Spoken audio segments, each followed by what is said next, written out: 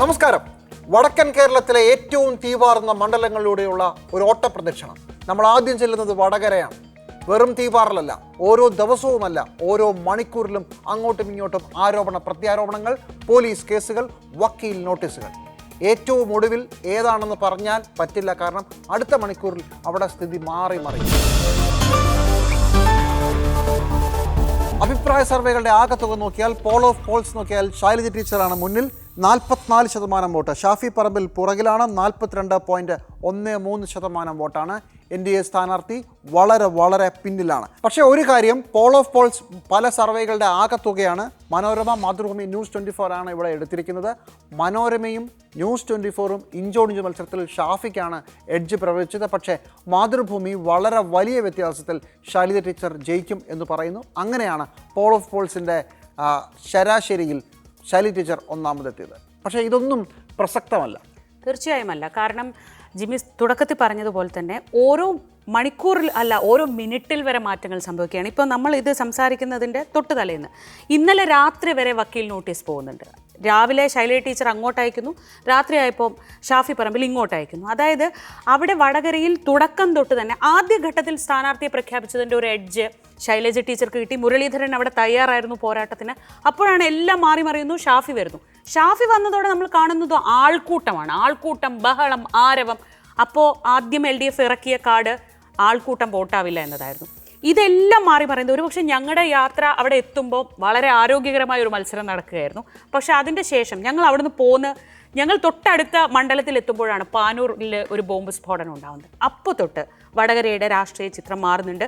അതുവരെ LDF പറയാതിരുന്ന അക്രമ രാഷ്ട്രീയം അവർക്ക് പറയേണ്ടി വരുന്നു, അല്ലെങ്കിൽ അതിനെക്കുറിച്ച് സംസാരിക്കേണ്ടി വരുന്നു, അഡ്രസ്സ് ചെയ്യേണ്ടി വരുന്നു. അപ്പോൾ പറയാതെ പോയ TP വധം, TPക്ക് നേരെ അല്ലെങ്കിൽ RMPക്ക് നേരെ ഉണ്ടായ സംഭവങ്ങൾ, ഇതൊക്കെ ചർച്ചയിലേക്ക് വീണ്ടും വന്നു.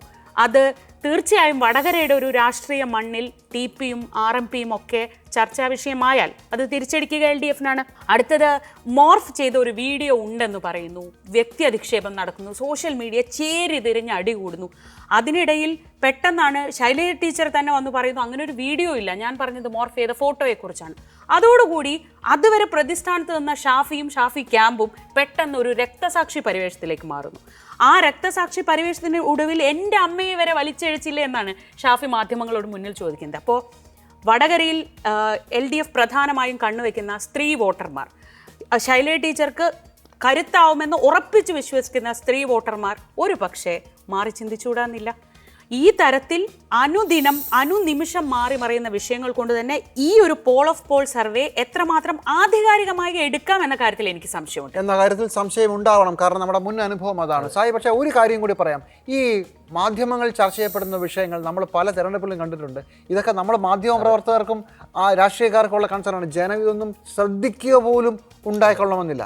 അതുകൊണ്ട് അവസാനം ഷാഫി പറമ്പിൽ ഒരു എഡ്ജ് കിട്ടി എന്നൊക്കെ നമ്മൾ പറയുന്നത് ചിലപ്പം വോട്ടായി മാറണമെന്ന് ജനം അറിഞ്ഞിട്ട് പോലും ഉണ്ടാകാതിരിക്കാനുള്ള സാധ്യതയില്ലേ? ഉണ്ട്. അവിടെ ഗ്രൗണ്ട് സിറ്റുവേഷൻ എന്താ? ഉണ്ട്. ഇപ്പോൾ നമ്മൾ തന്നെ ഈ മോർഫിംഗ് വിവാദമൊക്കെ വന്ന സമയത്ത് അവിടെയുള്ള വോട്ടർമാരോട് സംസാരിക്കുമ്പോൾ മാധ്യമങ്ങൾ സംസാരിക്കുന്നത്ര ഒരു ഗ്രാവിറ്റിയിൽ അവിടെയുള്ള വോട്ടർമാർ അതിനെക്കുറിച്ച് അറിഞ്ഞിട്ടുണ്ടോ എന്നുള്ളത് സംശയം തന്നെയാണ്. പല ആളുകളും ടീച്ചറമ്മയ്ക്കെതിരെ അങ്ങനെ ഉണ്ടോ എന്ന് നമ്മളോട് തന്നെ ചോദിക്കുന്ന സാഹചര്യം അവിടെ ഉണ്ടായിട്ടുണ്ട്. അവിടെ പ്രധാനമായും CPM ഇപ്പോഴും പ്രതീക്ഷ വെച്ച് പുലർത്തുന്ന അവരുടെ ശക്തമായിട്ടുള്ള സംഘടനാ സംവിധാനം. ഇപ്പോൾ പോലും ഏറ്റവും ഒടുവിൽ നമ്മൾ അവിടെയുള്ള പ്രാദേശിക നേതാക്കളോട് സംസാരിക്കുമ്പോൾ അവർ പറയുന്നത് കൂത്തുപറമ്പിൽ നിന്നും തലശ്ശേരിയിൽ നിന്നും ഒരു 30,000-ൽ കുറയാത്ത ഭൂരിപക്ഷം KK ശൈലജ നേടും. പേരാമ്പ്രയിൽ ഒരു 5,000-ൽ കുറവ് ഭൂരിപക്ഷം, ഇത് മതി വിജയിക്കാൻ എന്നാണ് അവർ പറയുന്നത്. അത്രമേൽ ചിട്ടയായ പ്രവർത്തനം ശൈലജ ടീച്ചർക്ക് വേണ്ടി പാർട്ടി അവിടെ നടത്തിയിട്ടുണ്ട്. ഷാഫിക്ക് വേണ്ടി വരുന്ന ആൾക്കൂട്ടം വോട്ടാകില്ല എന്ന് തന്നെയാണ് പാർട്ടി പറയുന്നത്. പക്ഷേ ഈ സർവേ എടുത്ത് നോക്കുമ്പോൾ ഇപ്പോഴും പിടിതരാത്തൊരു മണ്ഡലം വടകര തന്നെയാണ്. അതായത് 5 പേരോട് ചോദിക്കുമ്പോൾ അതിൽ നെക്ക് ടു നെക്ക് വരികയാണ്. ഷാഫിയുടെ പേര് പറയുന്നു, ശൈലജ ടീച്ചറുടെ പേര് പറയുന്നു. ഇതിൽ ശൈലജ ടീച്ചറെ പാർട്ടി അവിടെ നിർത്തിയതിൻ്റെ ഒരു പ്രധാനപ്പെട്ട കാരണം RMP ഉണ്ടായതിനു ശേഷം TP ചന്ദ്രശേഖരൻ ശക്തമായതിനു ശേഷം പാർട്ടിക്ക് നഷ്ടപ്പെട്ട വോട്ടുകൾ തിരിച്ചു പിടിക്കുക എന്നുള്ളതായിരുന്നു ശൈലജ ടീച്ചറെ നിർത്തിയതിലൂടെയുള്ള പ്രധാനപ്പെട്ട കാരണം. ഇതിനു മുൻപ് P ജയരാജനായാലും AN ഷംസീറായാലും ആ വോട്ടുകൾ പാർട്ടിക്ക് കിട്ടിയിട്ടില്ല. അതായത് ഇടതുപക്ഷത്തോടൊപ്പം നിൽക്കും, ഇടതുപക്ഷത്തിൻ്റെ പരിപാടികളിൽ പങ്കെടുക്കും, പക്ഷേ വോട്ടേയില്ല. ആ വോട്ടുകൾ ശൈലജ ടീച്ചറിലൂടെ തിരിച്ചു പിടിക്കുക. അത് ഏകദേശം ഒരു 20,000-ൽ കൂടുതൽ വോട്ടുണ്ട് എന്നാണ് അവിടെയുള്ള ആളുകൾ പറയുന്നത്. ആ വോട്ടുകൾ പാർട്ടി ചിഹ്നത്തിൽ തന്നെ ഇത്തവണ കിട്ടും എന്നാണ് ശൈലജ ടീച്ചർ നിർത്തിയതിലൂടെ ഇത് ആഗ്രഹമാണ്. ഞാൻ പറഞ്ഞ ഫീൽഡിൽ ശൈലജ ടീച്ചർ വന്നതോടെ മാറ്റങ്ങൾ ഉണ്ടാകാനുള്ള സാധ്യത ഇവിടെ ഒന്ന് ആലോചിക്കുമ്പോൾ ഒരു യുക്തിയൊക്കെ ഉണ്ട്. പക്ഷേ ഫീൽഡിൽ ഷാഫി പറമ്പിൽ വലിയൊരു ഓളമുണ്ട്. ഷാഫി പറമ്പിൽ മോശം സ്ഥാനാർത്ഥിയൊന്നും അല്ലല്ലോ. എന്താണ് ഷാഫി ഓളം ഉണ്ടാക്കിയിട്ടുണ്ട് എന്ന് നമ്മൾ പറയുന്നത് നമുക്ക് അവിടെ നിന്ന് വരുന്ന ദൃശ്യങ്ങൾ തന്നെയാണ് അതിൻ്റെ ഏറ്റവും പ്രധാനപ്പെട്ട തെളിവ്. ഷാഫിക്ക് വേണ്ടി മുന്നിൽ നിന്ന് അവിടെ പ്രചാരണം നടത്തുന്നത് യൂത്ത് ലീഗാണ്, മുസ്ലിം ലീഗാണ്. മുസ്ലിം ലീഗിൻ്റെ വലിയ ആൾക്കൂട്ടം എല്ലാ മണ്ഡലങ്ങളിലും, അതായത് ഇപ്പോൾ പാർട്ടി കേന്ദ്രങ്ങളിൽ പോലും ഷാഫി പറമ്പലിന് പാനൂരായാലും ആ CPM-ന്റെ ശക്തി കേന്ദ്രങ്ങളിൽ പോലും ഷാഫി പറമ്പലിന്റെ പരിപാടിക്ക് ആളെത്തുന്നുണ്ട് എന്നുള്ളത് വാസ്തവമാണ്. പാനൂരും കൂത്തുപറമ്പിലും ഒക്കെ, പാനൂരിലും കൂത്തുപറമ്പിലും ഈ വിവാദം ഉണ്ടായി. ഞാൻ നേരത്തെ പറഞ്ഞ പോലെ ഷാഫി ഇങ്ങനൊരു വീഡിയോ ഇല്ല എന്ന് ടീച്ചർ തന്നെ പറഞ്ഞതുകൂടി പാനൂരും കൂത്തുപറമ്പിലും നടക്കുന്ന പരിപാടിക്ക് വലിയ രീതിയിൽ ആൾക്കൂട്ടം എത്താണ്. അതൊന്നും നമ്മൾ സ്വാഭാവികമായി പ്രതീക്ഷിക്കാത്ത. ലീഗ് ഏറ്റെടുത്ത സ്ഥാനാർത്ഥിക്ക് ഒരു കൗണ്ടർ ബാലൻസ് അപ്പുറത്തുണ്ട്. അത് ഇപ്പോൾ അവിടെ ഈഴവ പോളറൈസേഷൻ നടക്കുന്നുണ്ട് എന്നാണ് നമ്മുടെ തന്നെ റിപ്പോർട്ടർമാർ ഫീൽഡിൽ നിന്ന് പറയുന്നത്. അതായത് ഷാഫിക്ക് വേണ്ടി ഒരു മുസ്ലിം കൺസോൾട്ടേഷൻ നടക്കുമ്പോൾ ഒരു ഈഴവ കൺസോൾട്ടേഷൻ ഇപ്പോൾ പേരാമ്പ്ര അടക്കമുള്ള ഇടങ്ങളിൽ ഷാഫിക്ക് വേണ്ടി നടക്കുന്നുണ്ട്, CPM-ന് വേണ്ടി നടക്കുന്നുണ്ട് എന്ന് പറയുന്നു. മറ്റൊന്നൊരു മുസ്ലിം കാൻഡിഡേറ്റ് ഇതുവരെ വടകര മണ്ഡലത്തിൽ വിജയിച്ചിട്ടില്ല എന്ന ഒരു കാര്യം കൂടി അവിടെ നമ്മൾ ഓർക്കേണ്ടതുണ്ട്. പക്ഷേ ഇത്തവണ SDPI ആകട്ടെ, വെൽഫെയർ പാർട്ടി ആകട്ടെ, അവർക്ക് UDF-ന് പിന്തുണ പ്രഖ്യാപിച്ചിട്ടുമുണ്ട്. പക്ഷെ അപ്പോൾ CPM പ്രതീക്ഷിക്കുന്നത് സ്ത്രീ വോട്ടർമാർ, അത് ശൈലജ ടീച്ചർ വന്നതോടുകൂടി അത് എൻ ബ്ലോക്കായി കിട്ടും, ടീച്ചറമ്മ എന്നുള്ളൊരു ബ്രാൻഡ്. അങ്ങനെ തന്നെയാണ് CPM അവരെ അവതരിപ്പിച്ചത്. ഇപ്പോൾ K മുരളീധരനാണെങ്കിൽ ഇത്ര പോലും ടെൻഷൻ ഉണ്ടായിരുന്നില്ല. പക്ഷേ ഷാഫി വന്നതിന് ശേഷം ഒരു അപ്രതീക്ഷിതമായ മത്സരം അവിടെ ഉണ്ടായി. നമ്മൾ ഈ പറയുന്ന രാഷ്ട്രീയം അതിൻ്റെ അപ്പുറത്തുള്ള വാശിയൊക്കെ അപ്പുറത്ത് പറഞ്ഞു വരുമ്പോൾ ഇത് മുസ്ലിം വേഴ്സസ് ഹിന്ദു വോട്ട് കഥയിലേക്കാണ് നമ്മൾ പറഞ്ഞു വരുന്നത്. ആ രീതിയിലേക്ക് അത് പോകുന്നുണ്ട്. അവസാന ഘട്ടത്തിൽ അങ്ങനെ പോലും പോകുന്നു. ജനത്തിന് ഇത് എത്രത്തോളം മനസ്സിലായി എന്നുള്ളത്, ജനം എങ്ങനെയാണ് ഇതിനെ കാണുന്നത് എന്നുള്ളത് മറ്റൊരു കാര്യം. നമ്മളിത് മറ്റൊരു പ്രധാനപ്പെട്ട മണ്ഡലത്തിലേക്ക് പോവുകയാണ്. ആലത്തൂരിൽ കഴിഞ്ഞ തവണ പെങ്ങളൂട്ടി പാട്ടുപാടി ജയിച്ച് കയറി എന്നൊക്കെ പറയുന്നൊരു സ്ഥലത്ത് CPM ഇത്തവണ എന്തായാലും മണ്ഡലം പിടിച്ചേ പറ്റൂ എന്ന് പറഞ്ഞിറക്കിയതാണ് മന്ത്രി കൂടിയായ ശ്രീ രാധാകൃഷ്ണനെ. എനിക്ക് കൂടെ വളരെ പ്രിയപ്പെട്ട നേതാവാണ്. CPM-ലെ ഒരു വളരെ ജനകീയ മുഖമാണ് രാധാകൃഷ്ണൻ വന്ന് ഓളം ഉണ്ടാക്കി എന്ന് തന്നെയാണ് ഞാനും കരുതുന്നത്. അഭിപ്രായ സർവേകൾ, പോൾ ഓഫ് പോൾ എന്താണെന്ന് നോക്കാം. ശ്രീ രാധാകൃഷ്ണൻ 42% വോട്ടിലേക്ക് ഒതുങ്ങും. NDA സ്ഥാനാർത്ഥി ആയി മത്സരിക്കുന്ന ഡോക്ടർ K സരസു 12% വോട്ടുകൾ പിടിക്കൂ എന്നാണ് പറയുന്നത്. പോൾ ഓഫ് പോൾസിന് ഞങ്ങളെടുത്തത് 3 പ്രധാനപ്പെട്ട മാധ്യമ സ്ഥാപനങ്ങളുടെ അഭിപ്രായ സർവേകളാണ്: മലയാള മനോരമ, മാതൃഭൂമി, 24 ന്യൂസ്. അതിൽ ആദ്യത്തെ 2 കൂട്ടരും UDF-ന് പിന്തുണ പറയുമ്പോൾ 24 ന്യൂസ് മാത്രം വളരെ വലിയ ലീഡ് LDF-ന് പറയുന്നുണ്ട്. 46% വോട്ടുമായി ശ്രീ രാധാകൃഷ്ണൻ മുന്നിൽ. രമ്യ ഹരിദാസ് 41.7% എന്നുള്ളതാണ് പറയുന്നത്. സായി, ഈ രമ്യ ഹരിദാസിൻ്റെ പ്രവർത്തനം വളരെ മോശമായിരുന്നു. മണ്ഡലത്തിൽ തീരെ ഇല്ലായിരുന്നു. പാട്ടുപാടി ജയിച്ചു, പിന്നെ ആ വഴിക്കൊന്നും കണ്ടില്ല. ഇപ്പോൾ വീണ്ടും പാട്ടുപാടി വന്നിരിക്കുന്നു. അങ്ങനെ ഒരു പെർസെപ്ഷൻ ലെവലിൽ വളരെ മോശം സ്ഥാനാർത്ഥി എന്നുള്ളതായിരുന്നു തുടക്കം തന്നെ. ഇവർ തോക്കും എന്നാണ് ഭൂരിപക്ഷം ആളുകളും ആദ്യം പറഞ്ഞത്. ഇതെന്താണ് ഇങ്ങനെ? പക്ഷേ ആദ്യത്തെ തവണ രമ്യ ഉണ്ടാക്കിയ ഒരു ഇമ്പാക്റ്റ് അത്രത്തോളം ഇല്ല എങ്കിൽ പോലും അവരുടെ ആ ഒരു എഡ്ജ് ഇപ്പോഴും അവിടെ നിലനിൽക്കുന്നുണ്ട്. രമ്യ ഉണ്ടാക്കിയ ഒരു ഓളം ഇപ്പോഴും നിലനിൽക്കുന്നുണ്ട്. വളരെ ഊർജ്ജസ്വലയായിട്ടുള്ള ഒരു കാൻഡിഡേറ്റ് എന്നുള്ളൊരു ഇത് അവർക്കുണ്ട്. എനിക്ക് തോന്നുന്നു കോൺഗ്രസിൻ്റെ നേതാക്കൾക്കിടയിൽ രമ്യ അപ്രിയാണ്. പക്ഷേ അണികൾക്കിടയിൽ, അവിടെയുള്ള വോട്ടർമാർക്കിടയിൽ അത്ര അപ്രിയം രമ്യയോടില്ല എന്നുള്ളതൊരു യാഥാർത്ഥ്യം തന്നെയാണ്. മറ്റൊന്ന് എനിക്ക് തോന്നുന്നു ജിമ്മിയെ, ഈ സംസ്ഥാന സർക്കാരിനെതിരായിട്ടുള്ള ഒരു വികാരം ഒരുപക്ഷെ ഏറ്റവും പ്രതിഫലിക്കുന്നുണ്ടെങ്കിൽ അത് പ്രതിഫലിക്കേണ്ട ഒരു മണ്ഡലം ആലത്തൂരാണ്. ഒരു സിറ്റിംഗ് മന്ത്രി മത്സരിക്കുന്നു. മറ്റൊന്ന് ഈ പെൻഷൻ, നെല്ല് സംഭരണം, ഇതിലൊക്കെയുള്ള തുക കിട്ടാത്തതിൽ ഏറ്റവും കൂടുതൽ ഒരുപക്ഷെ തോമസ് ഐസക് അനുഭവിക്കുന്നത്. അതെ, സംസ്ഥാനത്ത് തന്നെ ഒരുപക്ഷെ ഏറ്റവും കൂടുതൽ ക്ഷേമ പെൻഷൻ വാങ്ങുന്ന വോട്ടർമാരുള്ള മണ്ഡലം ആലത്തൂരാണ് എന്നുള്ളൊരു കണക്ക് കൂടി പറയുന്നുണ്ട്. അങ്ങനെയാണെങ്കിൽ ഒരു മന്ത്രി മത്സരിക്കുന്ന മണ്ഡലം ഏറ്റവും കൂടുതൽ അതിൻ്റെ തിക്തഫലം അനുഭവിക്കേണ്ടി വരിക രാധാകൃഷ്ണനായിരിക്കും. മറ്റൊന്ന്, നമ്മൾ നേരത്തെ പറഞ്ഞതുപോലെ രാധാകൃഷ്ണൻ എല്ലാവർക്കും പ്രിയപ്പെട്ട നേതാവാണ്. അദ്ദേഹം ഇവിടെ തന്നെ നിന്നോട്ടെ എന്ന് അവിടെയുള്ള വോട്ടർമാർക്കും ആഗ്രഹമുണ്ട്. അദ്ദേഹത്തെ കയറ്റി അയക്കുന്നതിന് പിന്നിൽ ചില രാഷ്ട്രീയം കാണുന്നവരുണ്ട്. അതും ഒരു പക്ഷേ അവിടെ വർക്ക് ചെയ്താൽ അത് ഈ പറയുന്നത് പോലെ എളുപ്പമായിരിക്കില്ല CPM-ന്.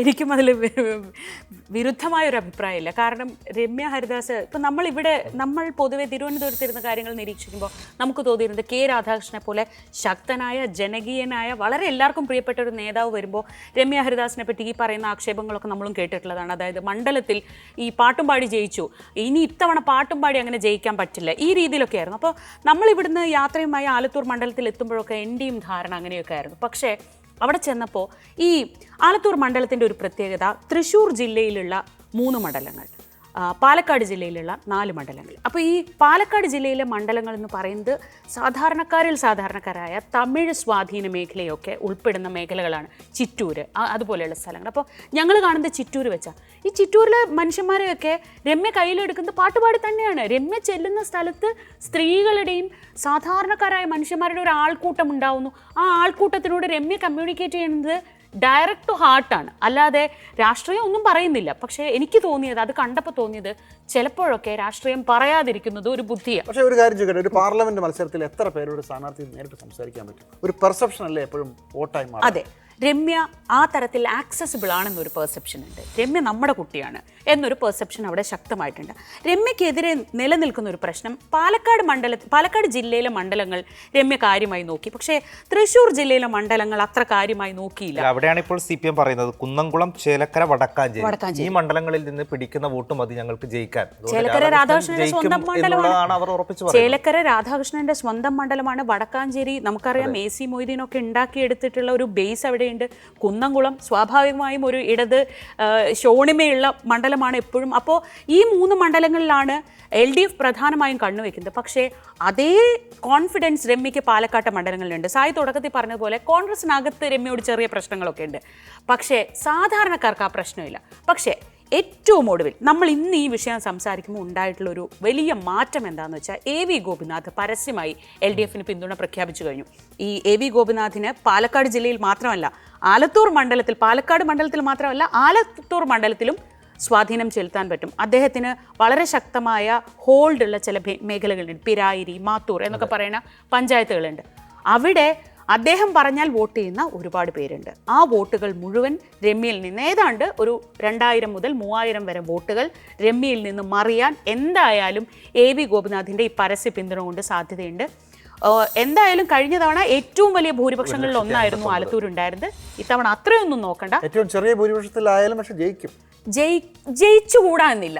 ജയിക്കും എന്ന് പറയാൻ എനിക്ക് പറ്റില്ല, കാരണം അവിടെ അങ്ങനെ ഒരു മത്സരമാണ് നടക്കുന്നത്. തിരിച്ചു പിടിക്കുക എന്നുള്ളത് മാത്രമായിരുന്നു CPMന്റെ ലക്ഷ്യം. ഇത്ര ഒരു ടൈറ്റ് ഫൈറ്റ് വരുമെന്ന് പോലും അവർ പ്രതീക്ഷിച്ചില്ല. പക്ഷെ അവർ പ്രതീക്ഷിച്ച പോലെ എല്ലാ അവസാനത്തെ ആലത്തൂരിന്റെ ഒരു സ്വഭാവം 7 മണ്ഡലങ്ങൾ, അങ്ങനെ വളരെ കുറച്ച് സ്ഥലമേ ഉള്ളൂ. 7 നിയമസഭാ മണ്ഡലങ്ങളിൽ 7 ഉള്ളത് LDFനൊപ്പം. അവര് PK ബിജുവിനോട് ഉണ്ടായിരുന്ന ഒരു എതിർപ്പ് രാധാകൃഷ്ണനോട് ഇല്ല ആളുകൾക്ക്. അപ്പൊ ആ തരത്തിലൊക്കെ നോക്കിയാൽ ടൈറ്റ് ഫൈറ്റ് എന്ന് നമ്മൾ ഒരുപക്ഷെ ഞാൻ ആകാംക്ഷയോടെ ഉറ്റുനോക്കുന്ന മണ്ഡലങ്ങളിലൊന്ന് ആലത്തൂരാണ്. ഒന്നും പറയാതെ ഞങ്ങൾ ആ ചർച്ച വിടുകയാണ്. ആര് ജയിക്കും, ആര് തോൽക്കുമെന്ന് അവസാന നിമിഷവും വോട്ടെണ്ണുന്നതിൻ്റെ അവസാന ബാലറ്റ് പെട്ടി തുറക്കുന്നത് വരെ പറയാൻ പറ്റാത്ത ഒരു സ്ഥലമായിരിക്കും എന്നുള്ള കാര്യത്തിൽ തർക്കം വേണ്ട എന്നാണ് തോന്നുന്നത്. ഇനി നമ്മൾ പോകുന്നത് തൊട്ടടുത്ത മണ്ഡലമായ പാലക്കാടാണ്.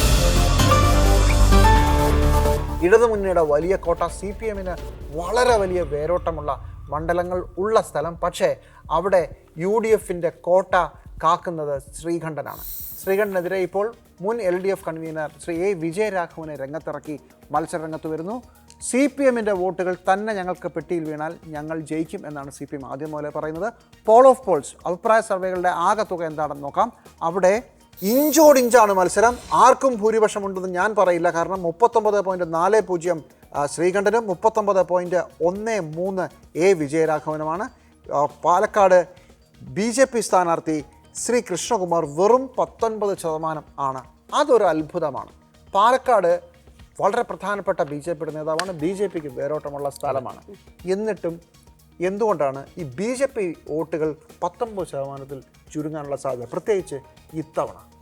അത് ഈ പോൾ ഓഫ് പോൾ കാണുമ്പോൾ എനിക്കും ആ തരത്തിലൊരു അത്ഭുതമുണ്ട്. കാരണം കൃഷ്ണകുമാർ എന്ന് പറയുന്ന BJP നേതാവ് വർഷങ്ങളായി അവിടെ നിന്ന് അദ്ദേഹത്തിൻ്റെ ഒരു പ്രവർത്തന മണ്ഡലം എന്ന രീതിയിൽ പ്രവർത്തിച്ചുകൊണ്ടേയിരിക്കുന്ന, വളരെ ശക്തമായി പ്രവർത്തിച്ചുകൊണ്ടിരിക്കുന്ന ഒരാളാണ്. ഒരു പക്ഷേ പാലക്കാട് ലോക്സഭാ മണ്ഡലത്തിലെ വിജയപരാജയങ്ങളെ നിർണ്ണയിക്കുക കൃഷ്ണകുമാർ പിടിക്കുന്ന വോട്ടുകളായിരിക്കുമെന്ന കാര്യത്തിൽ യാതൊരു സംശയവും വേണ്ട. അത്രയ്ക്ക് നിർണായക സ്വാധീനമുണ്ട്. BJP തന്നെ വളരെ അവരുടെ ഏറ്റവും പ്രധാനപ്പെട്ട മണ്ഡലമായി കാണുന്ന ഒരു മണ്ഡലവുമാണ് പാലക്കാട്. ആ പാലക്കാട്ട് കൃഷ്ണകുമാർ ഇത്ര വോട്ടിലേക്ക് എത്തുന്നുള്ളൂ എങ്കിൽ അതിനർത്ഥം വലിയ രീതിയിലുള്ള ആ വലിയ കോമ്പറ്റീഷൻ, 2 ത്രികോണ മത്സരമല്ല, LDFും UDFും തമ്മിലുള്ള മത്സരം വളരെ ശക്തമാണ്. വളരെ ശക്തമാണ്. ശ്രീകണ്ഠനെ കൃത്യമായി നേരിടാൻ A വിജയരാഘവന് കഴിയുന്നുണ്ട്. അദ്ദേഹം പണ്ട് കാണിച്ച മാജിക് ഒരിക്കൽ കൂടി കാണിക്കാൻ കഴിയുമെന്ന ആത്മവിശ്വാസത്തിലാണ് അങ്ങോട്ടേക്ക് LDF വിജയരാഘവനെ തന്നെ മത്സരിക്കാൻ ഇറക്കിയത്. പക്ഷേ ഇത്തവണ അതിന് പറ്റുമോ ഇല്ലയോ എന്ന കാര്യത്തിൽ ഒരു സംശയം നിലനിൽക്കുന്നത് വി കെ ശ്രീകണ്ഠൻ ഒരു എഡ്ജുണ്ട്. അദ്ദേഹം ജനകീയനാണ്, അദ്ദേഹം എത്താത്ത സ്ഥലങ്ങളില്ല. അട്ടപ്പാടി മുതൽ വളരെ കോംപ്ലിക്കേറ്റഡ് ആയ ഒരു ടെറൈനാണ് പാലക്കാടിൻ്റെ. അട്ടപ്പാടിയിൽ പോയ ഇപ്പുറം വരെ എത്തുക എന്ന് പറയുന്നത് തന്നെ ഒരു അധ്വാനമാണ്. അവിടെ എല്ലായിടത്തും ശ്രീകണ്ഠൻ എത്തിയിട്ടുണ്ട്. അപ്പോൾ ശ്രീകണ്ഠനോട് ആളുകൾക്ക് അങ്ങനെ ഒരു വലിയ വിരോധമൊന്നുമില്ല. നേരെ മറിച്ച് വിജയരാഘവനോട് ആ തരത്തിൽ ഒരു ജനകീയ മുഖമല്ല, പാർട്ടിയുടെ ഒരു ജനകീയ മുഖമല്ല വിജയരാഘവൻ. അപ്പോൾ അതിനെ മറികടക്കാൻ പാർട്ടി ശ്രമിക്കുന്നത് നേരത്തെ ജിമ്മി പറഞ്ഞതുപോലെ അടിയുറച്ച ഇടതുമണ്ഡലമാണ്. അവിടുത്തെ പാർട്ടി സംവിധാനങ്ങളെ മുഴുവൻ നിർത്തിക്കൊണ്ട് പാർട്ടി സംവിധാനങ്ങളെ മുഴുവൻ എണ്ണയിട്ട യന്ത്രം പോലെ പ്രവർത്തിപ്പിച്ചുകൊണ്ട് വിജയരാഘവന് മുൻതൂക്കം ഉണ്ടാക്കാനാണ് അവർ ശ്രമിക്കുന്നത്. ആ തരത്തിൽ അങ്ങനെയൊക്കെ ശ്രമിക്കുമ്പോഴും പാർട്ടിക്ക് പുറത്ത് അല്ലെങ്കിൽ LDFന് പുറത്തേക്ക് ഒരു അംഗീകാരം ഇതുവരെയും വിജയരാഘവന് നേടാൻ കഴിഞ്ഞിട്ടില്ല. വിജയരാഘവൻ അങ്ങനെ ഒരു ജനകീയ നേതാവല്ല. പാലക്കാട് അതൊന്നും വേണ്ട എന്നാണ് എന്നോടൊരു CPM നേതാവ് പറഞ്ഞത്. പാലക്കാട് നിങ്ങൾക്ക് അറിഞ്ഞുകൂടാത്തതുകൊണ്ടാണ്. കഴിഞ്ഞ വർഷങ്ങളിലുണ്ടായത് മുമ്പുണ്ടായിരുന്ന സ്ഥാനാർത്ഥികളോടുള്ള പ്രശ്നമായിരുന്നു. ഇത്തവണ അങ്ങനെ ഉണ്ടാവില്ല. അത് തന്നെയാണ് CPM പ്രതീക്ഷിക്കുന്നത്. ഇപ്പോൾ തന്നെ ജനകീയ മുഖമല്ല എന്ന് പറയുമ്പോഴും CPMന്റെ പോളിറ്റ് ബ്യൂറോ അംഗമാണ് വിജയരാഘവൻ. അതുകൊണ്ട് പാർട്ടി സംവിധാനം ആർത്ഥത്തിൽ ഉണർന്ന് പ്രവർത്തിക്കുന്നുണ്ട്. ഇനിയിപ്പോൾ BJPയുടെ കണക്ക് നേരത്തെ പറഞ്ഞല്ലോ, അതായത് കഴിഞ്ഞ തവണ 21.3% വോട്ട് കൃഷ്ണകുമാർ നേടി, 38.8% V K Sreekandan, MP Rajesh 37.7. ഈ രണ്ട് കണക്കുകളും ഇത്തവണത്തെ സർവേയുമായി യോജിക്കുന്നുണ്ട്. അതിൽ കുറവ് വരുന്നത് കൃഷ്ണകുമാറിന്റെ വോട്ടാണ്. അതാണ് പ്രശ്നം. ആ വോട്ട് ആര് പിടിക്കും എന്നുള്ളതാണ് ഇത്തവണ നിർണായകമായിട്ടുള്ളത്. അതിൽ പാലക്കാട് നിയമസഭാ മണ്ഡലത്തിലാണ് BJPക്ക് വോട്ട് ഉള്ളത്. അവിടെ വോട്ടിൽ കുറവുണ്ടായാൽ അത് ആർക്ക് പോകും? അത് ഒരുപക്ഷെ ശ്രീകണ്ഠനാണ് പോകുന്നത് എന്ന് പറയുന്നു. പക്ഷേ മണ്ണാർക്കാട് UDFന് നല്ല ലീഡ് കിട്ടുന്ന മണ്ഡലമാണ്. അവിടെ ഇത്തവണ ന്യൂനപക്ഷങ്ങൾക്ക് വോട്ടുള്ള മണ്ഡലം കൂടിയാണ്. അവിടെ വോട്ട് LDFലേക്ക് വരും എന്നാണ് LDF പറയുന്നത്. അപ്പോൾ മണ്ണാർക്കാട് കഴിഞ്ഞ തവണ ഉണ്ടായ പരിക്ക് ഇത്തവണ ഉണ്ടാകില്ല. അതോടൊപ്പം LDFന്റെ കയ്യിലുള്ള നിയമസഭാ മണ്ഡലങ്ങളിൽ ഇത്തവണ വോട്ട് കിട്ടും എന്നവർ പ്രതീക്ഷിക്കുന്നുണ്ട്. ഇപ്പോൾ വി കെ ശ്രീകണ്ഠൻ എല്ലാ സ്ഥലത്തും എത്തും എന്ന് പറയുന്നതല്ലാതെ MP എന്ന നിലയിൽ ഒരു മികച്ച പ്രവർത്തനം അദ്ദേഹത്തിൻ്റെ ഭാഗത്ത് നിന്ന് ഉണ്ടായിട്ടില്ല എന്നാണ് പൊതുവെ പറയുന്നൊരു കാര്യം. അവിടെ വിജയരാഘവൻ ഒരു ദേശീയ നേതാവ് കൂടിയാണ് CPMനെ സംബന്ധിച്ചിടത്തോളം. അതുകൊണ്ട് സംഘടനാ സംവിധാനം ഉണർന്ന് പ്രവർത്തിക്കുന്നുണ്ട്. കഴിഞ്ഞ തവണ ഒരു കുറവ് ഭൂരിപക്ഷത്തിൽ ജയിച്ചൊരു മണ്ഡലമാണ്. UDF എല്ലായിടത്തും 1,50,000 ആലത്തൂർ പിടിക്കുമ്പോൾ 11,000 മാത്രമേ പാലക്കാടുള്ളൂ. അപ്പോൾ തിരിച്ചു പിടിക്കാവുന്ന അവർക്ക് ഉറപ്പിച്ച് വിശ്വസിക്കാൻ കഴിയുന്നൊരു സാഹചര്യമുണ്ട്. പാലക്കാട് ഒരു നേരിയ എഡ്ജ്, വളരെ നേരിയ എഡ്ജ് ഉണ്ട് എന്ന് തോന്നുന്നു. പക്ഷേ തെരഞ്ഞെടുപ്പാണ്. തെരഞ്ഞെടുപ്പിലെ ഓരോ നിമിഷവും വളരെ പ്രധാനപ്പെട്ടതാണ്. അതുകൊണ്ട് ഒരു വിധിയെടുത്തിട്ടില്ല. പക്ഷേ ഒരു നേരിയ എഡ്ജ് ഒരു പക്ഷേ ഇടതുമുന്നണി സ്ഥാനാർത്ഥി വിജയരാഘവന് ഉണ്ടായാൽ അത്ഭുതപ്പെടാനില്ല. അവിടെ നിന്ന് മലപ്പുറത്തേക്ക് നമ്മൾ പോകുന്നു. UDFന്റെ മുസ്ലിം ലീഗിൻ്റെ ഉറച്ച കോട്ട. മലപ്പുറത്ത് എന്തെങ്കിലും അത്ഭുതങ്ങൾ സംഭവിക്കുമോ? സാധ്യത വളരെ കുറവാണ്. അതെ, ETയുടെ ഭൂരിപക്ഷം കൂടാനാണ് സാധ്യത എന്നാണ് എനിക്ക് തോന്നുന്നത്. കാരണം ET ഈ മണ്ഡലത്തിലേക്ക് വന്നത് തന്നെ ഒരു പഴയ പോലെ വലിയ ഫൈറ്റിനൊന്നും വയ്യ, എനിക്കൊരു ഈസി വാക്ക് ഓവർ വേണം എന്നാണെന്ന് കേൾക്കുന്നു. അതെ, അതിന് അങ്ങനെ തന്നെയാണ് വന്നത്. അദ്ദേഹം സ്വന്തം മണ്ഡലമാണെന്നൊക്കെ പറയുന്നുണ്ട്. പക്ഷേ അദ്ദേഹത്തിന്റെ പ്രായത്തിന്റെ പ്രശ്നങ്ങളൊക്കെ ഉണ്ട്. പക്ഷേ ET ലീഗിനെ സംബന്ധിച്ചിടത്തോളം അവരുടെ ഒരു ദേശീയ മുഖം തന്നെയാണ്. പാർലമെന്റിൽ അവർക്ക് വേണ്ടി സംസാരിക്കാൻ ET മതി എന്നുള്ളത് അവിടുത്തെ വോട്ടർമാർ എത്രയോ കാലമായി പറയുകയാണ്. ഇത്തവണയും അതിൽ ഒരു മാറ്റമുണ്ടാക്കാൻ വസീഫിന് കഴിഞ്ഞിട്ടുണ്ട് എന്ന് ഈ പ്രചാരണം നോക്കിക്കഴിഞ്ഞാലൊന്നും മനസ്സിലാവുന്നില്ല. ഒരു മാറ്റം ഉണ്ടാവില്ല, ഒരു അത്ഭുതമൊന്നും സംഭവിക്കില്ല. ഇതേ അത്ഭുതമൊന്നും സംഭവിക്കാത്ത എന്ന് ഞാൻ വിചാരിക്കുന്ന പൊന്നാനിയിലും വലിയ അത്ഭുതങ്ങൾക്കൊന്നും സാധ്യതയില്ല. ഈ പറഞ്ഞതുപോലെ മണ്ഡലം വെച്ചു മാറി സമദാനി അങ്ങോട്ട് വന്നപ്പോൾ സമദാനിയുടെ കോട്ടക്കിലാണ് സമദാനിയുടെ ഏറ്റവും വലിയ ശക്തി കേന്ദ്രം. അപ്പോൾ അങ്ങോട്ടേക്ക് വരുന്നു. സമദാനി സ്വന്തം മണ്ഡലത്തിലേക്ക് വരുന്നു. അത് സത്യത്തിൽ ETക്ക് ഒരു വലിയ ബുദ്ധിമുട്ടില്ലാതെ ET ഈ പ്രായത്തിൽ കഷ്ടപ്പെടേണ്ട എന്ന് കരുതി കൂടി ഉണ്ടായത്. കാരണം മലപ്പുറത്തും പൊന്നാനിയിലും ലീഗ് സ്ഥാനാർത്ഥി എവിടെ നിൽക്കുന്നു എന്നതൊരു വിഷയമല്ല. ലീഗിൻ്റെ വോട്ടുകൾ കൃത്യമായി അവരുടെ പെട്ടിയിൽ തന്നെ വീഴും. പക്ഷേ പൊന്നാനി ഒരു രസകരമായ മത്സരമായി മാറുന്നത് KS ഹംസ എന്ന മുൻ ലീഗ് നേതാവ് CPM സ്ഥാനാർത്ഥിയായി വരുമ്പോഴാണ്. നമ്മളോട് അദ്ദേഹം പറഞ്ഞതുപോലെ അദ്ദേഹത്തിൻ്റെ കയ്യിൽ ചില ബോംബുകളൊക്കെ ഉണ്ട്. ആ ബോംബ് അദ്ദേഹം പുറത്തേക്ക് എടുത്തിട്ടില്ല, സഞ്ചിയിൽ ഭദ്രമായിട്ട് വെച്ചിട്ടേ ഉള്ളൂ. അപ്പോൾ അദ്ദേഹം ഒരു നല്ല മത്സരം കൊടുക്കുന്നുണ്ട്. ഇനിയിപ്പം നമ്മൾ വിജയിക്കുമോ ഇല്ലയോ, വിജയത്തിൻ്റെ 7 അയലത്ത് പോലും വരില്ലായിരിക്കും. പക്ഷേ ലീഗുകാർക്ക് തന്നെ ആശങ്ക ഉണ്ടാക്കുന്ന തരത്തിൽ ഹംസ പോകുന്നിടത്ത് ഒരാളും ബഹളവും ഒക്കെ കാണുന്നുണ്ട്. അത് ഒരു പക്ഷേ കുറച്ചുകൂടി ഒരു മെച്ചപ്പെട്ട പ്രകടനം, ലീഗിന് എതിർപക്ഷത്ത് നിന്ന് ഒരു മികച്ച പ്രകടനം ഉണ്ടാവുന്നു എന്ന തരത്തിൽ ലീഗുകാർ പറയുന്നത് മലപ്പുറത്തേക്കാൾ ഭൂരിപക്ഷം ഒരുപക്ഷെ പൊന്നാനിയിൽ കിട്ടാനുള്ള സാധ്യതയുണ്ട്. കാരണം CPMകാർ പോലും KS ഹംസയ്ക്ക് വോട്ട് ചെയ്യാനുള്ള സാധ്യതയില്ല എന്നുകൂടി ലീഗുകാർ പറയുന്നുണ്ട്. പിണറായി വിജയനെതിരെയൊക്കെ വളരെ വലിയ വിമർശനം വർക്ക് ചെയ്യുന്നുണ്ട്. ലീഗിൻ്റെ എല്ലാ തവണയും നമ്മൾ കാണുന്നതാണ്. മറ്റെല്ലാ പ്രശ്നങ്ങളും പാർട്ടി ഒരു പ്രതിരോധത്തിലാകുമ്പോൾ അവർ മറ്റെല്ലാ പ്രശ്നങ്ങളും മാറ്റിവെച്ച് ലീഗിന് വേണ്ടി വോട്ട് ചെയ്യുന്ന പ്രവണത ഉണ്ടായിട്ടുണ്ട്. ഇത്തവണ അത് ഉണ്ടാകും. കെ സംസിയോട് അത്ര കലിപ്പ് ഞങ്ങൾക്കുണ്ട് എന്നാണ് ലീഗ് പറയുന്നത്. അവിടെ ഒരു വ്യത്യാസം ഉണ്ടായിട്ടുണ്ട്. പൊന്നാനി മണ്ഡലത്തിൽ കുറേ വർഷങ്ങളായിട്ടുള്ള ഒരു വ്യത്യാസം.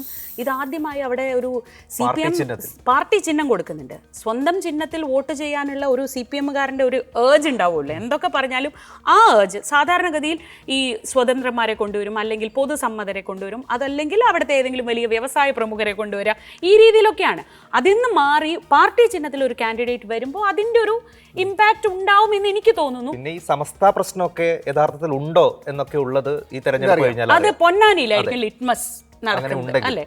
നിവേദിത സുബ്രഹ്മണ്യൻ മഹിളാ മോർച്ചയുടെ ശക്തിയായ നേതാവാണ്. അപ്പോൾ ആ രീതിയിൽ പൊന്നാനി മണ്ഡലത്തിന്റെ ഒരു പ്രത്യേകത, ഏറനാടിനും വള്ളുവനാടിനും ഒരുപോലെ പ്രാധാന്യമുണ്ട്. ഏറനാടിന്റെ ഒരു ഭാഗവും വള്ളുവനാടിന്റെ ഒരു ഭാഗമാണ്. വള്ളുവനാട്ടിലെ ഹിന്ദു വോട്ടുകൾ ആ തരത്തിൽ അവർക്ക് ആക്സെപ്റ്റ് ചെയ്യാൻ പറ്റുന്ന ഒരു കാൻഡിഡേറ്റ് അവിടെ വന്നിട്ടുണ്ട്. അത് അവർക്ക് സമാധാനമായിട്ട് ഒരു പ്രശ്നമില്ല. ഹൈന്ദവരുടെ എല്ലാ പരിപാടികളിലും സമാധാനമുണ്ട്.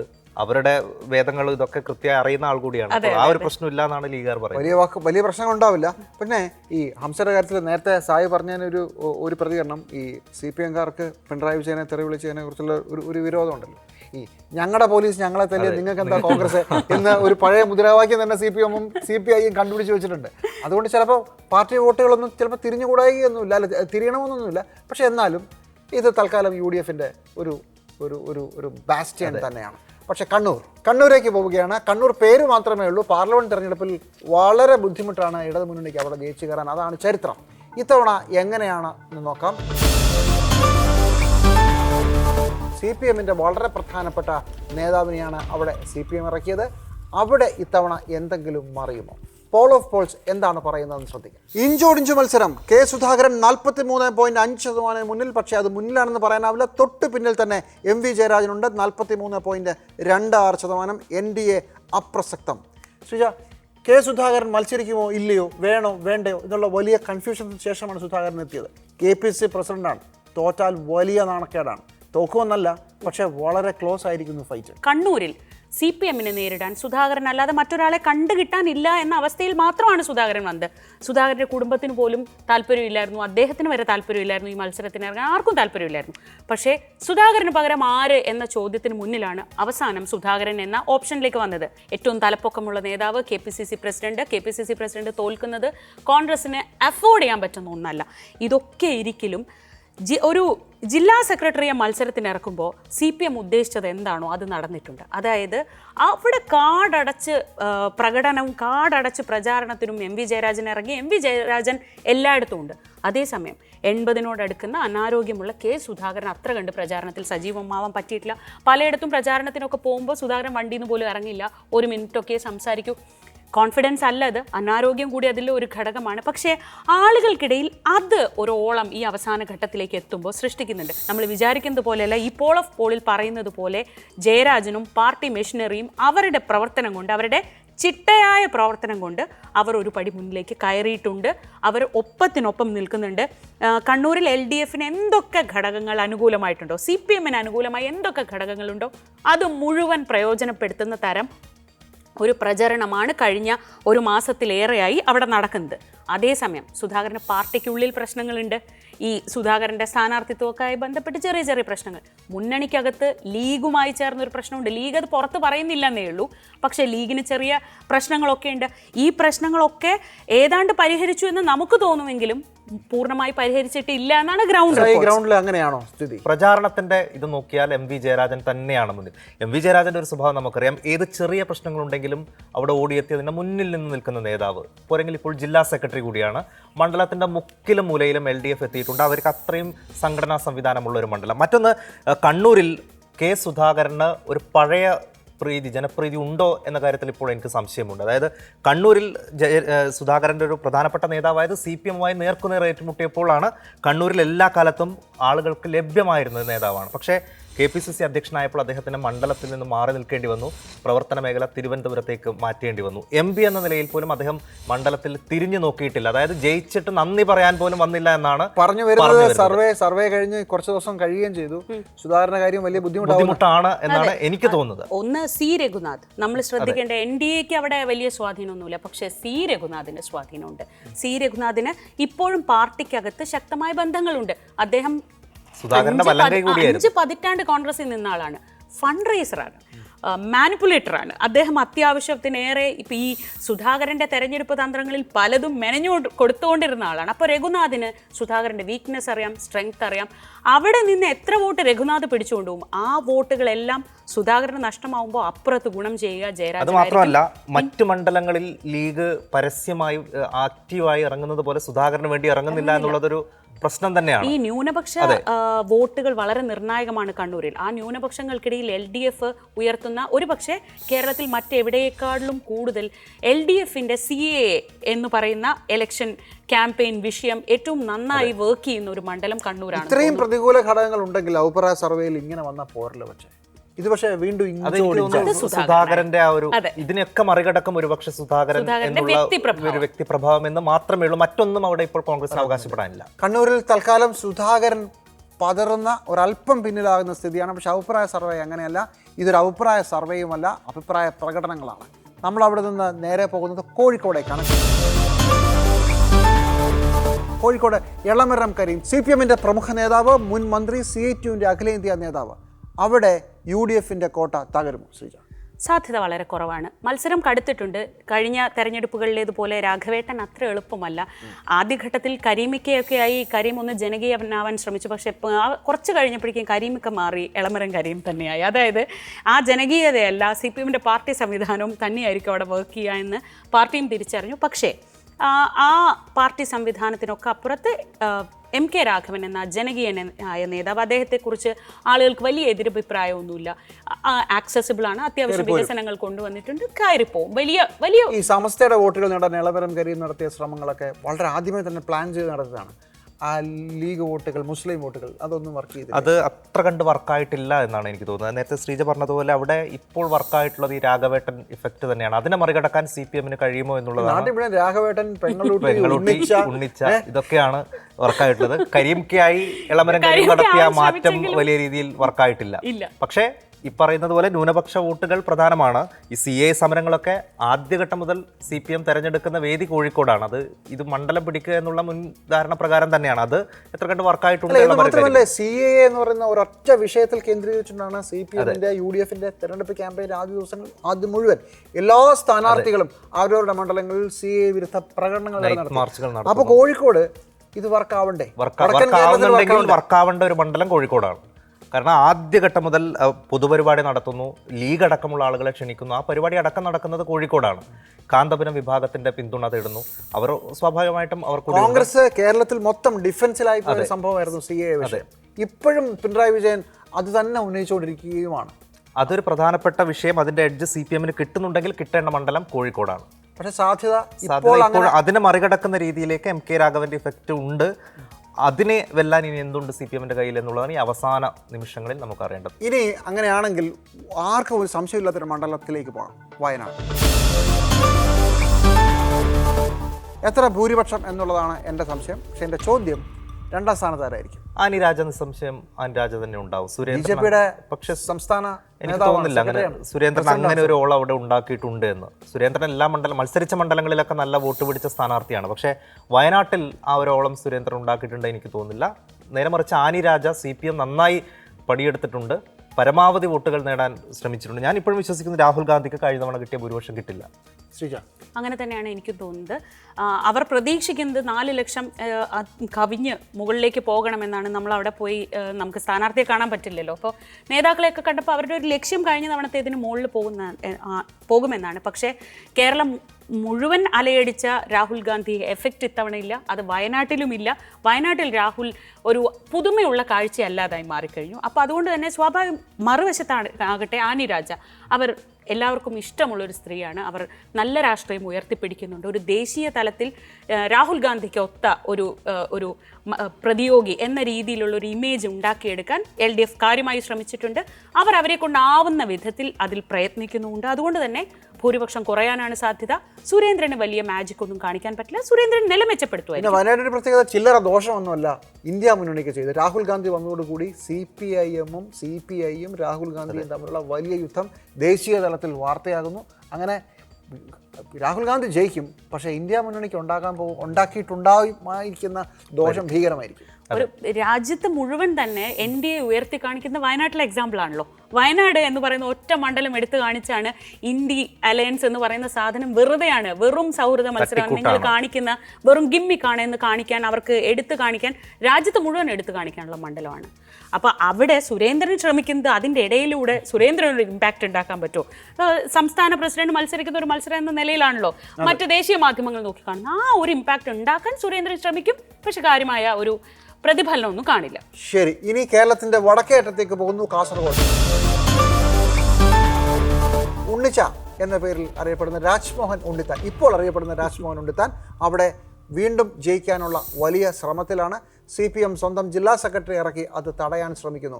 BJPക്കും വലിയ സ്വാധീനം ഉണ്ട് എന്ന് വേണമെങ്കിൽ പറയാവുന്ന സ്ഥലം കൂടിയാണ്. പോൾ ഓഫ് പോൾസ് എന്താണെന്ന് നോക്കാം. വലിയ അത്ഭുതങ്ങളൊന്നുമില്ല. രാജ്മോഹൻ ഉണ്ണിത്താൻ 41% മുകളിൽ വോട്ട് നേടി ഒന്നാമതെത്തും. വളരെ പുറകിലായിരിക്കും LDF സ്ഥാനാർത്ഥി CPM-ന്റെ ജില്ലാ സെക്രട്ടറി MV ബാലകൃഷ്ണൻ, വെറും 36%. BJPയുടെ ML അശ്വിനിക്ക് 20% വോട്ട് കിട്ടില്ല, 19-നും 20-നും ഇടയ്ക്ക്. ആദ്യ സമയത്ത് നമുക്ക് പരിചയമുള്ള കാസർഗോഡുള്ള CPM-കാരൊക്കെ എന്തായാലും ജയിച്ചിരിക്കും എന്നൊക്കെ പറഞ്ഞതാണ്. ഞാനും അത് ചിലപ്പം ആയിരിക്കുമോ എന്നൊക്കെ തോന്നിയിരുന്നു. അതിൻ്റെ പ്രധാനപ്പെട്ട കാരണം ഉണ്ണിച്ച എന്നൊക്കെ പേരുണ്ടെങ്കിലും ഒരു ആൻറ്റി ഇൻകംബൻസി അദ്ദേഹത്തിനുണ്ട് എന്ന് കേട്ടിരുന്നു. അങ്ങനല്ലേ? അങ്ങനെ അല്ല എന്നാണ് നമ്മൾ അവസാന സമയത്തേക്ക് വരുമ്പോൾ. ഇപ്പോൾ അവരുടെ യഥാർത്ഥത്തിൽ മത്സരം രാജ്മോഹൻ ഉണ്ണിത്താൻ വേഴ്സസ് LDF എന്ന രീതിയിലേക്ക് മാറിയിട്ടുണ്ട്. അതായത് കോൺഗ്രസിൻ്റെ സംഘടനാ സംവിധാനം അത്ര ശക്തമൊന്നുമല്ല മണ്ഡലത്തിൽ, ഉണ്ണിത്താനോട് അത്ര പ്രിയവുമല്ല. നമ്മൾ മറ്റു മണ്ഡലങ്ങളിലെ പറഞ്ഞ പോലെ മുസ്ലിം ലീഗാണ് രാജ്മോഹൻ ഉണ്ണിത്താനെ കൊണ്ട് നടക്കുന്നത്. അതുകൊണ്ടാണ് ഈ ഉണ്ണിച്ച എന്നുള്ള പേര് പോലും അദ്ദേഹം ഒരു വലിയ അലങ്കാരമായി കാണുന്നത്. മുസ്ലിം വോട്ടർമാർക്കിടയിൽ നല്ല സ്വാധീനം ഉണ്ടാക്കാൻ അത് കഴിഞ്ഞിട്ടുണ്ട്. അതുകൊണ്ട് കാസർഗോഡ്, മഞ്ചേശ്വരം മണ്ഡലങ്ങളിൽ നല്ല മുന്നേറ്റം ഉണ്ടാക്കാൻ കഴിയും എന്നുള്ളതാണ് രാജ്മോഹൻ ഉണ്ണിത്താനും UDF-ഉം പ്രതീക്ഷിക്കുന്നത്. കഴിഞ്ഞ തവണ അത് ഉണ്ടായിട്ടുണ്ട്. പക്ഷേ CPM ഇപ്പോഴും പറയുന്നത് ഇങ്ങനെയല്ല, ഈ സർവേകളായിരിക്കില്ല. അത് സ്ഥാനാർത്ഥിയുടെ മികവ് കൊണ്ടല്ല, സംഘടനാ സംവിധാനം അത്രമേൽ ചടുലമായി വർക്ക് ചെയ്തിട്ടുണ്ട്. അതായത് അവരെപ്പോലും ഞെട്ടിച്ചൊരു തോൽവിയാണ് കഴിഞ്ഞ തവണ ഉണ്ടായത്. പയ്യന്നൂർ, കല്യാശ്ശേരി, തൃക്കരിപ്പൂർ ഈ പാർട്ടി കോട്ടകളിൽ നിന്ന് പോലും വോട്ടുകൾ ചോർന്നു. ഇത്തവണ അതില്ലാതാക്കാനുള്ള പ്രവർത്തനം ആദ്യഘട്ടം മുതൽ അവർ നടത്തുന്നുണ്ട്. സ്ഥാനാർത്ഥി തന്നെ ഏറ്റവും കൂടുതൽ സമയം ചെലവഴിച്ചത് പയ്യന്നൂരും കല്യാശ്ശേരിയിലുമാണ്. അവിടെ നിയമസഭാ തെരഞ്ഞെടുപ്പ് വരുമ്പോൾ ഒരു മണ്ഡലത്തിൽ നിന്ന് തന്നെ 40,000-ൽ കൂടുതൽ വോട്ട് ഉണ്ട്. അപ്പോൾ ആ വോട്ടുകൾ ഇത്തവണ ചോരാതെ മുഴുവൻ പെട്ടിയിലാക്കിയാൽ മഞ്ചേശ്വരത്തു നിന്നും കാസർഗോഡ് നിന്നും ഉണ്ടാകുന്ന പരിക്ക് മാറ്റാമെന്നാണ് CPM പ്രതീക്ഷിക്കുന്നത്. പക്ഷേ അവിടെ രാജ്മോഹൻ ഉണ്ണിത്താൻ്റെ ഈ ഒരു ജനകീയത എത്രമാത്രം ഇത്തവണയും CPM-ന് വെല്ലുവിളിയാകും എന്നുള്ളത് ഒരു പ്രശ്നം തന്നെയാണ്. ശ്രീജ, മണ്ഡലത്തിൽ നമ്മുടെ ശ്രീലക്ഷ്മി ടോക്കീസിൻ്റെ യാത്ര തുടങ്ങിയത് അവിടെ നിന്നാണ്. ഈ മണ്ഡലത്തിൽ രാജ്മോഹൻ ഉണ്ണിത്താൻ്റെ ജനകീയത, അതിനെ തടയാനുള്ള CPM-ന്റെ അവരുടെ ബേസ് വോട്ട്, ഇതിൽ ഏത് ജയിക്കും? തെരഞ്ഞെടുപ്പിൻ്റെ ഒരു ഫീവറിലേക്ക് കയറും മുമ്പ് നമ്മൾ അവിടെ എത്തി. നോമിനേഷൻ കൊടുക്കുന്ന ദിവസമാണ് ഞങ്ങൾ എത്തുന്നത്. അപ്പോൾ അന്ന് സത്യത്തിൽ ഉണ്ണിത്താൻ ഒരു എഡ്ജ്, ഒരു കുറച്ച് കൂടുതൽ എഡ്ജ് ഉണ്ടെന്നാണ് എനിക്കൊക്കെ. അതെ, നമുക്ക് വേണ്ടി അവരെ ആകാശത്തൂടെ കൊണ്ടുപോയി അടക്കം ചെയ്തു. പക്ഷേ അത് കഴിഞ്ഞ് കുറച്ച് ദിവസം കൂടി ഇങ്ങോട്ട് പോയപ്പോൾ സായി പറഞ്ഞ കുറേ പോയിന്റ്സ് വളരെ കൃത്യമായി വർക്ക് ചെയ്യുന്നുണ്ട്. അതായത് LDF അവരുടെ സംഘടനാ സംവിധാനം കാര്യമായി അവിടെ വർക്ക് ചെയ്യിപ്പിക്കുന്നുണ്ട്. കുടുംബയോഗങ്ങൾ ചേരുന്നു. ആ ഓരോ കുടുംബയോഗങ്ങളിലുമുള്ള ഓരോ വോട്ടും ഉറപ്പിച്ചുകൊണ്ടുള്ള മുന്നോട്ട് പോവുകയാണ്.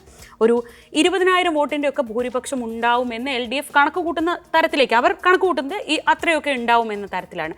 അപ്പോൾ രാജ്മോഹൻ ഉണ്ണിത്താൻ ഒരു ഈസി വാക്ക് ഓവർ ഉണ്ടാകും എന്ന് കരുതിയെടുത്തെന്ന് ആക്ച്വലി ഈ ഘട്ടത്തിലെത്തുമ്പോൾ അവിടെ ഒരു ടൈറ്റ് ഫൈറ്റിലേക്ക് കാര്യങ്ങൾ പോകുന്നുണ്ട്. അത് ഈ പറയുന്നത് പോലെ നേരത്തെ ഒപ്പീനിയൻ സർവേകൾ അങ്ങനെ വിശ്വസിക്കണ്ട. ഒപ്പീനിയൻ സർവേകളിൽ നിന്ന് കുറച്ചുകൂടി മുന്നോട്ട് പോന്നിട്ടുണ്ട് എന്നാണ് എനിക്ക് തോന്നുന്നത്. കുറച്ചുകൂടി MV ബാലകൃഷ്ണൻ മുന്നേറിയിട്ടുണ്ട്. അത് ഈ സായി പറഞ്ഞ കല്യാശ്ശേരി, തൃക്കരിപ്പൂർ, പയ്യന്നൂർ മണ്ഡലങ്ങളിലെ വോട്ട് അവിടെയാണ് അവർ ഉറപ്പിച്ച് പ്രതീക്ഷ അർപ്പിക്കുന്നത്. അവിടെ നിന്ന് കിട്ടുന്ന വോട്ട് വെച്ച് ഒന്ന് മുന്നോട്ട് കയറാം. 40,000 വോട്ടിൻ്റെ അല്ലെങ്കിൽ 40,438 വോട്ടിൻ്റെ ഭൂരിപക്ഷമേ കഴിഞ്ഞ തവണ ഉണ്ണിത്താൻ ഉണ്ടായിട്ടുള്ളൂ. ആ 40,000 വോട്ടിനെയൊക്കെ മറികടക്കാൻ ഈ 3 മണ്ഡലങ്ങളിൽ നിന്ന് കഴിയും. പറഞ്ഞൊരു പ്രധാനപ്പെട്ട കാര്യം, ചന്ദ്രഗിരി പുഴയ്ക്ക് ഇപ്പുറം, അതായത് കാഞ്ഞങ്ങാട്, ഉദുമ, തൃക്കരിപ്പൂർ പോലെയുള്ള മണ്ഡലങ്ങളിൽ ഉണ്ണിത്താൻ എത്തിയിട്ടില്ല. അതിനപ്പുറമുള്ള കാസർഗോഡ്, മഞ്ചേശ്വരം മണ്ഡലങ്ങളിൽ പൂർണ്ണ സമയം അദ്ദേഹം ഉണ്ടായിരുന്നു. അവിടുത്തെ കല്യാണങ്ങളായാലും ചെറിയ വിശേഷങ്ങളായാലും ഒക്കെ ഉണ്ണിത്താൻ പോകുന്നുണ്ട്, അവിടെ സാന്നിധ്യമായിട്ടുണ്ടായിരുന്നു. പക്ഷേ ഈ CPM-ന്റെ കേന്ദ്രങ്ങളിൽ അദ്ദേഹം എത്തിയിട്ടില്ല. അതുകൊണ്ട് കഴിഞ്ഞ തവണ കിട്ടിയ ഒരു പിന്തുണ ഇത്തവണ ഉണ്ടാകില്ല എന്നുള്ളതാണ് CPM പ്രതീക്ഷിക്കുന്നത്. മറ്റൊന്ന്, കഴിഞ്ഞ തവണ BJP 19% വോട്ട് നേടി രവീശ തന്ത്രി കുണ്ട. ഇത്തവണ ഒരു പുതിയ സ്ഥാനാർത്ഥി വരുമ്പോൾ ആദ്യം അവരെ അറിയാത്ത ഒരു പ്രശ്നം ഉണ്ടായിരുന്നു. അവരങ്ങനെ വോട്ട് പിടിക്കില്ല, ആ വോട്ടുകൾ കൂടി രാജ്മോഹൻ ഉണ്ണിത്താൻ കിട്ടുമെന്ന് പറഞ്ഞിരുന്നു. പക്ഷേ എനിക്ക് തോന്നുന്നു ML അശ്വിനി നമ്മൾ വിചാരിച്ചതിനേക്കാൾ കൂടുതൽ ഊർജ്ജസ്വലയായി അവിടെ വർക്ക് ചെയ്തിട്ടുണ്ട്. സ്ത്രീകളുടെ ഇടയിലേക്കും കുടുംബങ്ങളുടെ ഇടയിലേക്കും അവർ വളരെ ഈസി ആയിട്ട് കയറി ചെല്ലും. അവിടെയും ഉണ്ണിത്താന്റെ വോട്ടുകൾ കുറച്ച് BJP വോട്ടുകൾ അവർ കൂടുതൽ പിടിച്ചാൽ അത് ഉണ്ണിത്താനായിരിക്കും നഷ്ടം. എനിക്ക് തോന്നുന്നത് ഈ യാത്രക്കിടയിൽ ന്യൂനപക്ഷങ്ങൾക്കിടയിലെ ഏറ്റവും ആശങ്കകളൊക്കെ ഏറ്റവും ക്ലിയർ ആയി നമുക്ക് കാണാൻ പറ്റുന്നത്, റോഡിലിറങ്ങി സംസാരിക്കുന്നവർ വരെ ഇനി ഒരു തെരഞ്ഞെടുപ്പ് ഉണ്ടാവുമോ എന്നൊക്കെ ചോദിക്കുന്ന തരത്തിലുള്ള ഒരു ആശങ്ക ന്യൂനപക്ഷ വിഭാഗങ്ങൾക്കിടയിൽ വളരെ പ്രകടമായ ഒരു മണ്ഡലമാണ് കാസർഗോഡ്. അപ്പോൾ ഈ CA ഉൾപ്പെടെയുള്ള വിഷയങ്ങൾ LDF ഉയർത്തിയത്, നമ്മൾ ബാക്കിയുള്ളിടത്തൊക്കെ ഈ ഒറ്റ വിഷയത്തിലാണോ LDF ഊന്നി നിൽക്കുന്നതെന്ന് നമ്മൾ നേരത്തെ ചോദിച്ചതുപോലെ ചോദ്യം ഉണ്ടെങ്കിലും അത് കാസർഗോട്ട് കുറച്ചൊക്കെ അത് ജനങ്ങളിലേക്ക് എത്തുന്നുണ്ട്. പിന്നെ റിയാസ് മൗലവി വധക്കേസിന്റെ വിധി വന്നത് അതുകൊണ്ട്, പക്ഷെ അതിൽ വലിയ പരിക്കില്ലാതെ CPM ഇപ്പുറത്തേക്ക് ചാടി. അവരെല്ലാവരും കുടുംബവും അല്ലെങ്കിൽ ആക്ഷൻ കമ്മിറ്റിയും ഒക്കെ കൂടെ നിൽക്കുന്നുണ്ട്, അവർ വലിയ പരിക്കില്ല. പക്ഷേ അത് സാധാരണ ജനങ്ങൾക്കിടയിൽ അത് എന്തുകൊണ്ട് അങ്ങനെ വന്നു, ഈ വിശദീകരണങ്ങളൊന്നും തൃപ്തികരമല്ലാത്ത സാധാരണ മനുഷ്യന്മാർ അതെന്താ അങ്ങനെ വന്നേ എന്നൊരു ചോദ്യം അവർക്കിടയിലുണ്ട്. ലീഗിന്റെ സപ്പോർട്ടോ എനിക്ക് തോന്നുന്നു ലീഗിന്റെ സപ്പോർട്ട് ഞാൻ നേരത്തെ പറഞ്ഞതുപോലെ ഉണ്ണിത്താൻ അവിടെ കൊണ്ടു നടക്കുന്നത് മുസ്ലിം ലീഗാണ്. കോൺഗ്രസിന്റെ ഒരു പ്രശ്നം, ഇദ്ദേഹം തിരുവനന്തപുരം കൊല്ലത്ത് നിന്നുള്ള ഒരു നേതാവ് അങ്ങോട്ടേക്ക് വന്ന് അവിടെ മത്സരിച്ചാൽ സ്വാഭാവികമായിട്ട് അവിടെയുള്ള നേതാക്കൾക്ക് ആ സീറ്റ് പോയി. പിന്നെ അവിടെ മത്സരിക്കാൻ ഉണ്ണിത്താനായിരിക്കും. ഉണ്ണിത്താൻ അവിടെ DCC തന്നെ പിടിച്ചടക്കിയെന്നാണ് അവർ വിചാരിക്കുന്നത്. അപ്പോൾ ഉണ്ണിത്താനോട് അവിടെയുള്ള നേതാക്കൾക്ക് ഒരു പ്രശ്നമുണ്ട്. പക്ഷേ ലീഗിൻ്റെ പ്രധാനപ്പെട്ട നേതാവാണ് രാജ്മോഹൻ ഉണ്ണിത്താൻ. ആ രീതിയിലൊരു മാറ്റം ഉണ്ണിത്താനിൽ നമ്മളവിടെ കണ്ടു. ലീഗിൻ്റെ കല്യാണങ്ങളിൽ പോകുന്നു, പള്ളികളിലെ പരിപാടികളിൽ പങ്കെടുക്കുന്നു, അവർ കൊണ്ടു നടക്കുകയായിരുന്നു ഉണ്ണിത്താൻ. ഈ തളങ്കരയിൽ ഒരു ട്രോൾ വീഡിയോ, ആ ട്രോൾ വീഡിയോ ആക്ച്വലി LDF ഉണ്ണിത്താനെതിരെയാണ് ഇറക്കിയത്. ഉണ്ണിത്താൻ തളങ്കരയിലേക്ക് പരിപാടിക്ക് മുമ്പ് ഇടത്തോട്ട് മുണ്ടെടുക്കുന്നു, കുറി മായ്ക്കുന്നു, കയ്യിലെ ചരട് അഴിച്ചു കളയുന്നു.